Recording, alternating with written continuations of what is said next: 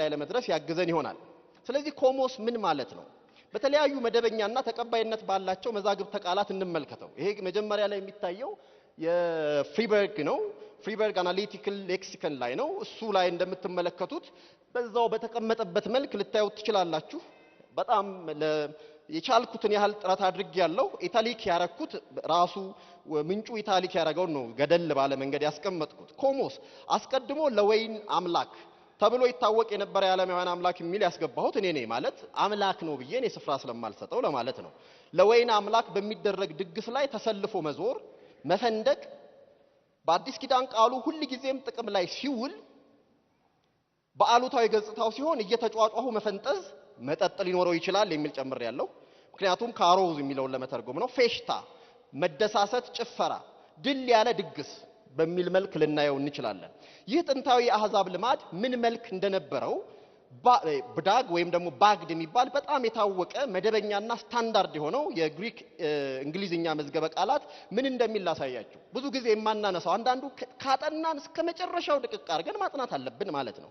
ምን ይላል? ለምሳሌ በዛ ቦታ ላይ ይሄ የብዳግ የሚባለው የነ ቦር የነ አርኔት እና የነ ጊንግሪች ባንድ ላይ የሰሩት ነው። በጣም ግዙፍ መጽሐፍ ነው። በየቤተ መጽሐፉ የነገረ መለኮት ትምህርት ቤት ልታገኙ ትችላላችሁ። ካሁን በኋላ ሁሉም ሰው ለመማር መታገል ስላለበት እንዲህ ይላል። የኛው ይላል ማለትም የምዕራባውያን ማለቱ ነው። ክብረ በዓል ከሆነው ማርዲግራስ ጋራ አስተያዩት ይላል። ያንን በዓል በምን መልክ እንድናየው ለማስተያየት የኛን ማርዲግራስ ይላል። ማርዲግራስ ምንድነው? ማርዲግራስ የሚባለው በዓል በአውሮፓውያን የፋቲውስ ዴይ ተብሎ የሚደረገውን የፈረንሳይኛ አቻው ነው። ማርዲግራስ ምንድነው የሚያደርጉት? ትልቁ ሁዳዴ የሚባለው ወይም ሌንት በእነሱ ወይም ደግሞ በእኛ አብይ ጾም ተብሎ የሚባለው ከመግባቱ አስቀድሞ የመጨረሻ ጊዜ ፋቲ የሆኑ ይሄ ቅባታማ የሆኑ ምግቦችን የሚመገቡበት እና የሚያጠናቅቁበት በዓል ነው። ኮፍያ ነገር አጥልቀው የተለያየ ነገር አድርገው እንደ ካርኒቫል የሚወጡበት ማለት ነው። በምዕራባውያን የተለመደ በዓል ነው። እሱ ጋር ነው ያያያዘው። ለማን ነው አስተያዩት ብሎ ምሳሌ የሚያነሳው ባግድ ማለት ነው። ስለዚህ እሱን ያነሳል ለማየት ምን ይመስል ነበር ያኔ። አሁን ቅድም እንደተባለው በግሪኮ ሮማውያን አማልክት ፊት መደፋት፣ መነሳት ምናምን የሚለው አይደለም። አንድ ዲዮናሲየስ የሚባል የወይን አምላክ ጋራ በተያያዘ መንገድ የጻፉ አሉ። ጥንታውያን የግሪክ የክላሲካል ግሪክ ውስጥ ያሉ ጽሁፎች ውስጥ እሱን እናገኛለን። እና ማርዲግራስ እንደተናገርኩት ነው። ከሱ በፊት የሚደረግ ጠቀም ያለ ምግብ እንደ ቀበላ ማለት ነው በእኛ ሀገር። እሱ አይነት የሚደረገውን አይነት ነው ብሎታል። እሱ ውስጥ ያለ ሁኔታ መብላት፣ መደሳሰት፣ መፈንደቅ፣ ዞር ማለት መጨፈሩን የመሳሰለው ማለት ነው። ሉኦኒዳ እንደዚህ በሚል ፈቶታል። ከፖቶስ ጋር አያይዟል። ፖቶስ ፖቶይ ተብሎ ተጠቅሷል። በተለይ ከስካር ጋር ከተያያዘ ምን አይነት ትርጉም ሊኖረው እንደሚችል ለማሳየት በዛ መልክ አስቀምጧል። ገደብ የለሽ በሆነ የአልኮል መጠጥና በምግባረ ብልሹነት እርካታ ለማግኘት የሚደረግ የመጠጥ ፓርቲ ወይም ቅጥ ያጣ ድግስ ወሲብ ሊኖርበት ይችላል። እዛም ላይ እኔ ጨምሬበታለሁ። ወይም እኔ እንዲያውም እብደት ቀረሽ ፌሽታም ብየዋለሁ። ጭፈራ፣ ልቅ ፈንጠዝያ፣ እነዚህን ሁሉ ማየት እንችላለን። ወደ ሊድል ስኮት ደግሞ ልውሰዳችሁ ቶሎ ብዬ፣ ምክንያቱም እነዚህ ላይ ሰዓቱ እንዳይገፋ። ይሄኛው መዝገበ ቃላት በዋነኛዎቹ ትርጓሜዎች አኳያ ቀደም ብዬ ከጠቀስኳቸው ጋር ይስማማል። እነዛ ዋነኛዎቹ የሚባሉት ምንድናቸው? ኦርጂስ፣ ሪቨል እና ካሮዝ የሚለው ነው፣ ወይም ካሮዚንግ የተባሉት ናቸው። በኋላ ላይ አነሳዋለሁ እነዚህን ሶስት ቃላት እንዴት የእንግሊዝኛ የትርጉም መጽሐፍ ነው ቅጂዎች እንዳዩዋቸው። ይሄኛው መዝገበ ቃላት በዋነኛዎቹ ትርጓሜዎች አኳያ ቀደም ብዬ ከጠቀስኳቸው ጋር ይስማማል። ነገር ግን አቀማመጡ እንደዚህ ነው። የመንደር የሰፈር ፌሽታ ወይም ድግስ፣ ጭፈራ፣ ልቅ ፈንጠዝያ ወይም ፍንደቃ ይለዋል። እዛው በእንትኑ ላይ ልታዩት ትችላላችሁ። ይለጥቅና ግን በብሉያይ ግሪክ ምንጮች የሚባሉት ለምሳሌ ሆሜሪክ ሆሚሌስ አይነት ውስጥ ምን ተብሏል፣ በእነ ሄሮዶቶስ ጽሁፎች ውስጥ ምን ተብሏል የመሳሰሉት ማለት ነው። በእነሱ ውስጥ ካለው ይነሳና አንዳንድ ሐሳቦችን ይነግረናል። በሆሜራዊ አሪስቶፋኔስ ድርሰት ውስጥ ይሄ አሪስቶፋኔስ አንድ የታወቀ ኮሚክ ነው፣ የግሪክ ኮሚክ ድርሰት ጸሐፊ ነው። በእነሱ ድርሳናት ውስጥ ያገለገለበትን ዋቢ በማድረግ እጠቅሳለሁ። የፓርቲው ማጠናቀቂያ ላይ በራሶቻቸው ላይ የተለያዩ ባርኔጣ መሳይ ነገሮችን በማጥለቅ የበሩ ችቦችን በመያዝ በማዜም በመደነስ እየቦረቁ በመጫወት በጎዳናዎች ላይ ተሰልፈው ይሄዳሉ ይላል። በሁለተኛና ሶስተኛ ደረጃ የሰጠን ትርጓሜ መሰረት ደግሞ እንቀጥል ካልን ሁለተኛና ሶስተኛ ሰጥቶናል። የጨፋሪዎች ባንድ ዝም ብሎ ባንድ የደስተኞች ቡድን በተለይም ደግሞ በውድድር ጨዋታዎች ላይ ለድል አድራጊ የሚደረግ ሰልፍ ነው ይላል። በተጨማሪ በእነዚህ የፌሽታ ሰልፎች ላይ የሚቀርብ ዘፈን ወይም ግጥም ኦዴ የሚባለው ማለት ግጥሙም ጭምር በዛ ላይ የሚቀርበው ጭምር ኮሞስ ሊባል ይችላል ይላል። እንግዲህ ይሄን ያህል ካየን ኮሞስ የተባለውን ቃል ዘፈን ታዲያ ሊባል ይችላል ወይ ነው ደግሞ አሁን ጥያቄው። ኮሞስ የሚለውን ቃል የተለያዩ የእንግሊዝኛ ቅጂዎች በአብዛኛው ከላይ ከቀረቡት ቃላት ከሶስቱ በአንዱ ሊተረጉሙ ይችላል። ለምሳሌ ኦርጂስ ይላሉ ኤንአይቪ ኤኤስቪ ሌሎችም እኔ ዝም ብዬ ምሳሌ ነው ማነሳው። ሪቨሊንግስ ብለዋል ኬጂቪ ኤኤስቪ እና ጄቢ። ካሮዚንግ ለፍጥነት ስል ነው ማልተነትናቸው የትራንስሌሽኖቹን አይነቶች ካሮዚንግ ብለዋል ቢኤስቢ ኤንኤኤስቢ ኤችሲኤስቢ። ዋይልድ ፓርቲስ ወይም ፓርቲንግ ብለዋል ኤንኤልቲ አይኤስቪ። ራይቸስ ፊስቲንግ ብሏል ለምሳሌ ዌይማውዝ ኒው ቴስተመንት ማለት ነው። የአማርኛዎቹ ደግሞ በ1886 የተተረጎመው ማሶልሶል ብሎታል። ማሶልሶል ምንድነው የሚል ጥያቄ ሊነሳ ይችላል። ስሩ ሰለሰለ በሚለው ሆኖ እንደ አንሰለሰለ ነገር ነው። ምንድነው ካል አዞረ፣ አንቀዠቀዠ፣ አንቀለቀለ ማለት ነው። ስለዚህ ማንሶልሶል ማለት ማዞር ማንቀዥቀዥ ማለት ነው። በሱ ተጠቅሟል።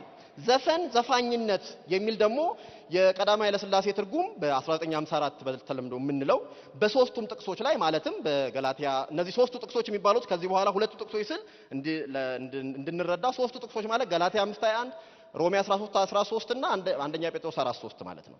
ስለዚህ በሶስቱም ጥቅሶች ላይ ይሄንን አስቀምጧል። አዲሱ መደበኛ ትርጉም ሮሜ 13:13 እና አንደኛ ጴጥሮስ 4:3 ላይ ጭፈራ ብሏል። ነገር ግን ገላትያ 5:21 ላይ በዛው ዘፋኝነት የሚለውን ተቀብሎ ቀጥሏል። ቅጥ ያጣ ፈንጠዝያ የሚል ደግሞ አዲሱ ትርጉም የታረመው ይሄ አዲሱ ትርጉም የታረመው ማለት የ1954ን አይደለም ያረመው። ይሄ መረዳት ያስፈልጋል። አዲሱ ትርጉም የታረመው በ1997 በኢትዮጵያ መጽሐፍ ቅዱስ ማህበር የታተመው በ1980 ዓመተ ምህረት ቀለል ባለ አማርኛ ተብሎ ተተርጉሞ የነበረው ወይም በልማድ በዛ ላይ አዲስ ትርጉም ይል የነበረውን ያረመው ማለት ነው። እሱ የታረመው ሲባል እሱ መሆኑን መረዳት አለብን። ምክንያቱም የ1954 ቅጂ በእርማት ላይ እንዳለ አውቃለሁ። በተወሰነው የብሉይ ኪዳን መጽሐፍት ላይ ደግሞ የተወሰነ ጊዜም ተሳትፎ ነበረኝ። በአዲስ ኪዳኖቹ ላይ አይደለም ማለት ነው። ግን ምንም ታርሞ የወጣ ነገር የለም እሱ ማለት ነው። 1954ቱ ታርሟል ብለን እንዳናስብ ማለት ነው። ያማርኝ እንዳልኩት በእነዚህ ከመጽሐፍ ቅዱስ ጥንታዊ ትርጉሞች ቀዳሚ በሆነው አንድ ነገር ይሄን አጥኖት ልስጥ የትም ቦታ ኖሮ አያውቅም እንደኛ አይነት ብለን እንዳንል የአራማይክ ፔሺታ ማለት ይሄ ከጥንታዊ ቅጂዎች የአዲስ ኪዳን ግሪክ መጽሐፍ ቅዱሳችን ወደ ሌሎች ቋንቋዎች ሲተረጎም ቀዳሚ ከሚባሉት መካከል አንዱ የአራማይክ ፔሺታ ነው። vulgate እንኳን ከሱ በኋላ ቀጥሎ የመጣ ነው ላቲን ማለት ነው። ስለዚህ በአራማይክ ፔሺታ ላይ ጥቅም ላይ የዋለው ቃል ዝሞር ነው። ምንድነው ያልን እንደሆነ ዘፈን ማለት ነው። ልክ እንደኛው ማለት ነው። ወይ በእንግሊዝኛው እንበለው ቃል ሚውዚክ ወይም ሲንጊንግ ማለት ነው። ስለዚህ ጆን ጊልስ በማየት ለዚህ ጠቃሚ ይሆናል። ከዚህ በተጨማሪ የአረብኛው መጽሐፍ ቅዱስ የተጠቀመውም ይሄንኑ ዘፈን ወይም ሲንጊንግ ወይም ሚውዚክ የሚል ሐሳብ የያዘ የአረብኛ ቃል ነው። አሁን እንግዲህ እኛን እያወዛገበ ወደሚገኘው የአማርኛው ዘፈን እንምጣ። ዘፈን ምንድነው ማለት አለብን። ምክንያቱም ያንን ኮሞስን አየን። እሺ ዘፈንስ? ደስታ ተክለ ወልድ ሊቁ ዘፈንን ሲተረጉሙ ቅንቀና፣ ግጥም፣ እንጉርጉሮ ይሉታል። አሁን በሙዚቃ ትርጉም ሲሰጥ ወንድማችን ዮናስ ዜማ ሲደመር ግጥም እኩል ይሆናል ዘፈን ወይ መዝሙር ነው የሚለው። ግን መዝገበ ቃላቱ ቅንቀና፣ ግጥም፣ እንጉርጉሮ ወይም መዝፈንን ደግሞ ሲተረጉሙ ማቀንቀን፣ ማውረድ፣ ማዜም፣ ማንጎራጎር፣ መግጠም ደግሞም በጎንዮሽ ትርጉሙ መንቀጥቀጥ፣ መንዘፍዘፍ ብለውታል። በተጨማሪም መዝለል፣ ማጨብጨብ፣ መጨፈር ይሉታል። ዘፋኝንም ሲተረጉሙ የሚዘፍን አውራጅ፣ አንጎራጓሪ፣ ዘፈን ወዳድ ይሉታል።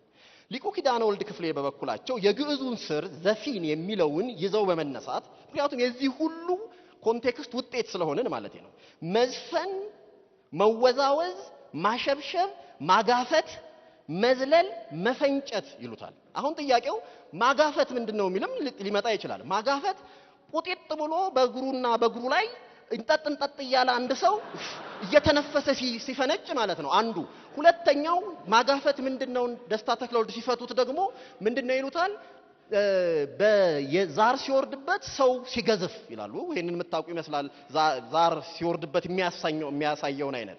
ስለዚህ በዘፈን ውስጥ እነዚህ ሁሉ ነገሮች ታጭቀው ተጠቅጥቀዋል ማለት ነው። ለጥቀውም ስም የሆነውን ዘፈን ሲፈቱ እንዳለ እንዳማርኛው በቁሙ ዝላይ እስክስታ ወይም እስክታ ነው የሚሉት እሳቸው፣ ያው እስክስታ ለማለት ነው በማለት ይተረጉማሉ። የቋንቋው ተናጋሪዎች እና ጸሐፍት ዘፈን የሚለውን ቃል ጥቅም ላይ በዋሉ ጊዜ ከላይ የተዘረዘሩትን የቃሉን ፍቺ ሐሳቦች ጨምሮ ምግባረ ብልሹነት የተጠናወተውን ነገር እንደሚይዝ ያውቁታል። ምሳሌ ልጥቀስላችሁ። አሁን የምጠቅሰው ምሳሌ የተጻፈው በ1961 ዓመተ ምህረት ነው። አለቃ ተገኝ ተአምሩ የአማርኛ ሐረግ በቅኔዎች ሕግ የተዘጋጀ አዲስ አበባ ንግድ ማተሚያ ቤት ላይ ገጽ 31 እንደዚህ ይላሉ። ዘፈን የሚል ርዕስ ሰጡና እጠቅሳለሁ። ዘፈን ሲባል በመሰረቱ ኃይለ ፍትወት የመረዘው ሁሉ ወንድም ሆነ ሴት የፍቅሩን ስሜት የሚገልጽበት ግጥም ነው። ይህ ብቻ ሳይሆን ለክፉም ሆነ ለደግ ባንዱ ላይ የተወረወረውን ግጥም ሌላው በሚገባ የመለሰ እንደሆነ እነገሌ ተዛፈኑ ይባላል። የጥቅስ መጨረሻ ይላሉ። እንግዲህ ቀደም ብዬ ካልኩት ሁለት ነባርና ጥንታዊ እንዲሁም ተያያዥ መዛግብተ ቃላት ማለትም የአለቃ ኪዳነ ወልድ ክፍሌና የደስታ ተክለወልድ ግዕዙና አማርኛው እንደምንረዳው ዘፈን ሰፋ ያለ የፍቻይ አውድ ማለትም ሌክሲካል ሬንጅ እንዳለው ነው። ከዚህም የተነሳ በአወዛጋቢዎቹ ምንባባት ላይ ብቻ ሳይሆን በሌሎችም የብሉያትና የሐዲሳት ምንባባት ውስጥ የተለያዩ የዕብራይስጥ የአሮማይስጥና አሮማይስጥ ምለው ቢያንስ አንድ ስላለ ነው እና በዳንኤል መጽሐፍ ላይ እና የግሪክ ቃላትን ለመቅዳት ጥቅም ላይ ውሏል። ለምሳሌ ያህል ዘፈን አሁን እንግዲህ ላሳያችሁ። ዘፈን ገላትያ 5:21 እነዛ ሶስቱ የአዲስ ኪዳን ጥቅሶች ኮሞስ የተባለውን ቀጥቅጠው ከደበደቡ በኋላ ወገኖቻችን ምንድነው የሚያደርጉት? ሌሎች ዘፈን የሚባሉትን ግን ይዘሏቸዋል። ፌር ለመሆን ማለት ነው። ሌሎቹን ለምሳሌ እግዚአብሔር በዘፈን ተመስግኗል፣ በዘፈን ደስ ተሰኝተዋል፣ ማህበረሰቡ ይዘፍን ነበረ የሚል ከብሉይ ኪዳን የተባሉ ጥቅሶች በሙሉ ተጠቅሰዋል። በኋላ አነሳቸዋለሁ። ጥቅም ላይ ውለዋል። በወንድማችን መጽሐፍም ላይ እነዛ ጥቅም ላይ ውለዋል እንዳነበባችሁት። ለምሳሌ እንግዲህ ዘፈን እንዴት ሰፊ ስለሆነ እንዴት ብዙ ቃል እየተሸከመ ጥቅም ላይ እንደዋለ ሺር ወይም ሽሪም ብዙ ሲሆን ዘፈን፣ መዝሙር፣ ዝማሬ፣ ቅኔ፣ መሐሊ፣ ዜማ ተብሏል። አሁን እነዚህ ማነሳው ምንድነው የሚተረጎመው ያ ቃል በዋለበት አውድ ብቻ ነው ማለት ነው። ምን ሊሆን ነው እዛው ላይ የዋለው ለሚለው ነው። ሺር ዘፈን ተብሎ ተተርጉሟል፣ መዝሙር ተብሎ ተተርጉሟል፣ ዝማሬ ተብሎ ተተርጉሟል፣ ቅኔ ተብሎ ተተርጉሟል፣ መሐሊ ተብሎ ተተርጉሟል፣ ዜማ ተብሎ ተተርጉሟል። ሌላው ማሆል ነው። ማሆል ይሄ ሌላ የዕብራይስጥ ቃል ነው። ሽብሸባ የሚለውን ለምንድን ነው የመረጥኩት? ዘፈን ነበር የሚለው ሊትራሊ የ1954 የቀዳማዊ ኃይለ ሥላሴ ትርጉም በዘፈን እግዚአብሔርን አመስግኑ ይላል። ለምሳሌ በመዝሙር 150 ቁጥር 4 ላይ ማሆል ነው። ግን እሱ ማሆል ሊትራሊ ከተረጎምነው ሊሆን የሚችለው ሽብሸባ ወይም ዳንስ ነው፣ ጭፈራ ነው የሚሆነው። የሚባለውን ዘፈን ስንል ወደ አእምሯችን የምናመጣውን ሳይሆን እንቅስቃሴውን ነው የሚያሳየው ማሆል። ስለዚህ እንቅስቃሴውን ዘፈን ብሎታል።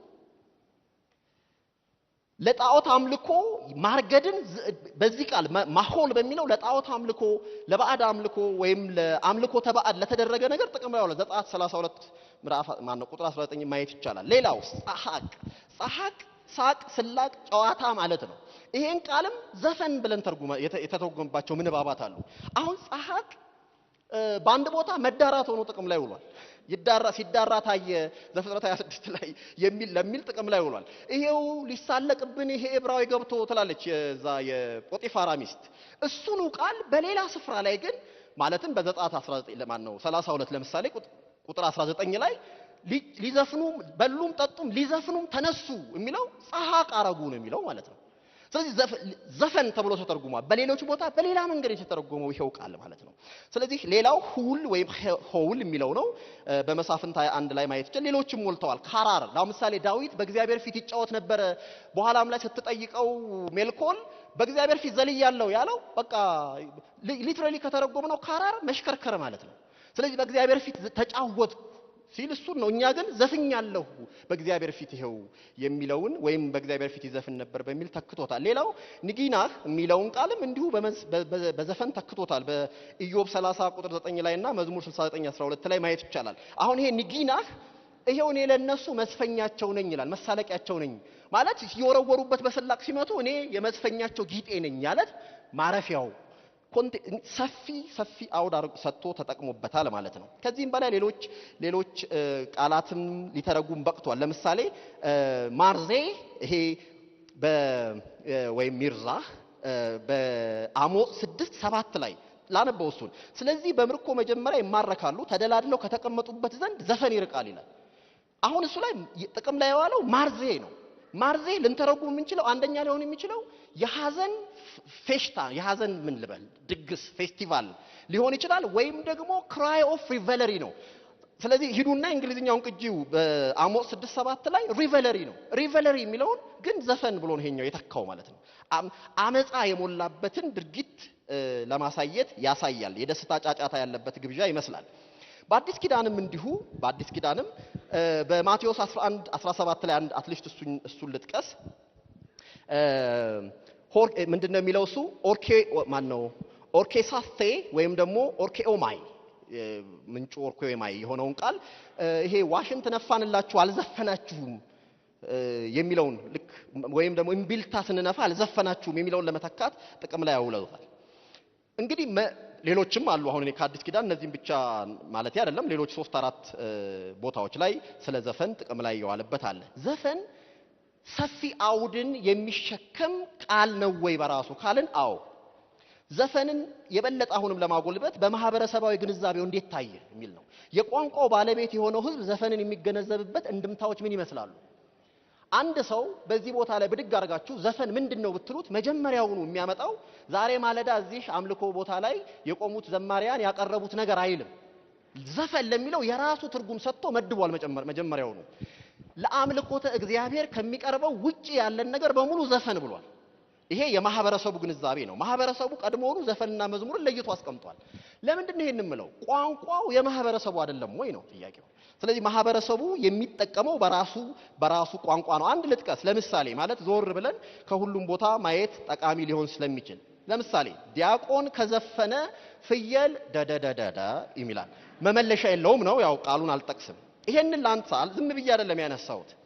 አንድ ቦታ አንድ ነገር ለማሳየት ፈልጌ ነው። ፍየል በሙቀት ወይም በቆላ አካባቢ የሚረባ የቤት እንስሳ ነው ይላሉ። ይሄን የሚሉት ዜና ማርቆስ እንዳለው ቅኔ ለወጣቶች ቁጥር 1 በ1994 ዓመተ ምህረት በሆራይዘን ማተሚያ ቤት እዚህ አዲስ አበባ ላይ የታተመ መጽሐፍ ነው። ገጽ 58 እስከ 59 ነው። ሲታረድ ከሌሎች እንስሳት ይልቅ ስጋው በጣም የሰባ ይሆናል። ይሁን እንጂ ፍየል እንዲህ ካረገ ያው ጥሩ እንትኑ ስላልሆነ ነው ብዙ ጊዜ አይድንም፣ ይሞታል። ቢድንም እንኳን እንደ ጤነኛ ፍየል አይሰባም፣ አይረባም፣ ዋጋም የለውም። በዚህ ምሳሌ ዲያቆን ከዘፈነ አይረባም። እኔ አይደለሁም እሳቸው ናቸው ያሉት። ስለዚህ ምንድነው ያመጡት? እርግጥ ነው ይላሉ በመንፈሳዊ ረገድ የቤተ ክርስቲያን አገልጋይ ነው፣ ይቀድሳል። ዘፈንም ቢሆን ከመንፈሳዊ መስመር ሳይወጣ ቢዘፍን አያስነውርም። ይሁን እንጂ ከመንፈሳዊ ውጪ ስለ ስጋዊ ፍቅር ቢዘፍን ቤተክርስቲያን አትቀበለውም።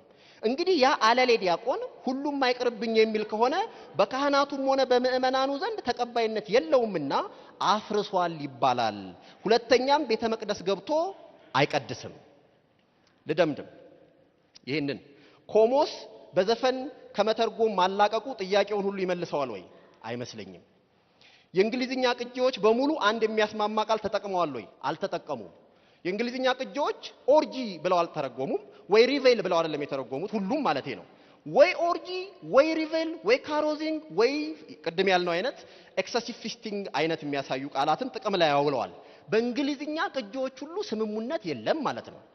ኮሞስ የሚለውን ቃል ለመተካት የዋለው አማራጭ ቃል በአዲሱ በታረመው በሚባለው ላይ ተደጋግሞ ጥቅም ላይ የዋለው ቅጥ ያጣ ፈንጠዝያ የሚለው ነው። ቅጥ ያጣ ፈንጠዝያ ራሱ ተመልሶ ማብራሪያ ፈላጊ ሆኗል።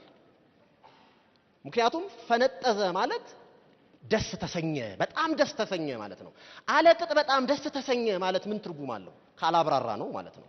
ስለዚህ ዘፈን የምንለው ቃል ከያዘው ከራሱ አቅም እና የቃሉ ትርጓሜዎች አውዳዊ በመሆኑ የተሻለ አማራጭ እስካልቀረበ ድረስ ዘፈን የሚለው ቃል ኮሞስን ሊሸከመው ይችላል ብዬ አስባለሁ።